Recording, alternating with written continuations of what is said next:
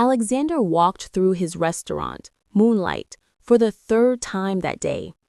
Today, he had to settle accounts with all the staff. All that remained was a small stock of ingredients. He decided that soon he would come back, collect everything, and donate it to a local shelter for those in need. 5 years. Only 5 years, yet it feels like a lifetime, he murmured quietly, scanning the empty tables. Everything had gone well until a fast food restaurant opened nearby. People started going there. Quick meals, low prices, and flashy advertising overshadowed the elegance of his cuisine. Alexander knew that the fast food craze would fade, but could he save his restaurant in time? True lovers of fine cuisine hadn't disappeared. They had just stopped coming. Well, let's see, he sighed, passing by the kitchen. As Alexander approached the windows overlooking the backyard, he noticed movement behind some bushes.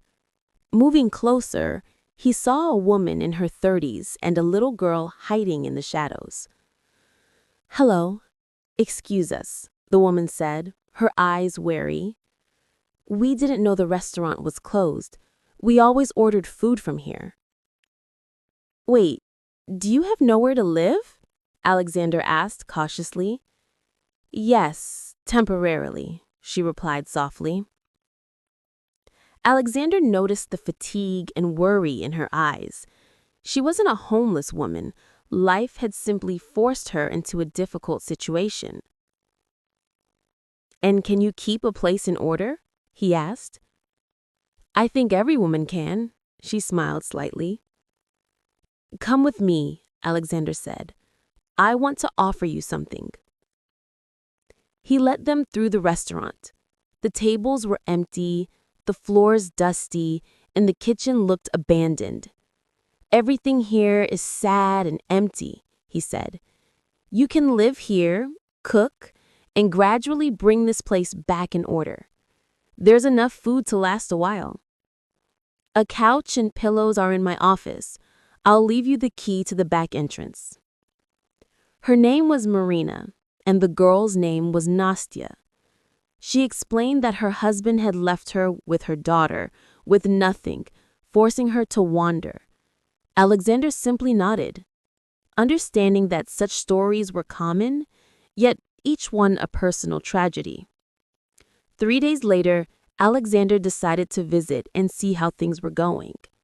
Approaching the restaurant, he was astonished. The hall gleamed with cleanliness. Tables were neatly arranged, and the kitchen smelled of freshly prepared food. Marina and Nastya were cooking. Nastya helped her mother set the table, even sticking out the tip of her tongue in concentration. "Where did you learn to cook like this?" Alexander asked, his surprise evident. "I took courses, and I simply love turning ordinary ingredients into something extraordinary," Marina replied with a smile. Alexander realized that if they had met earlier, the restaurant could have been saved. "Maybe it's not too late," he suggested cautiously. "I can't take the risk," Marina sighed. "If anything goes wrong, we'll be left with nothing." Nastya quietly smiled, sitting beside her mother, observing the adult conversation. The day of the potential buyer's visit arrived. Alexander noticed that the restaurant was ready for inspection. Tables perfectly arranged, kitchen spotless, and the aroma of fresh food filling the hall. The banker, the prospective buyer, entered and immediately looked surprised. "Your restaurant isn't even open? It's better than some operating establishments." Marina blushed slightly.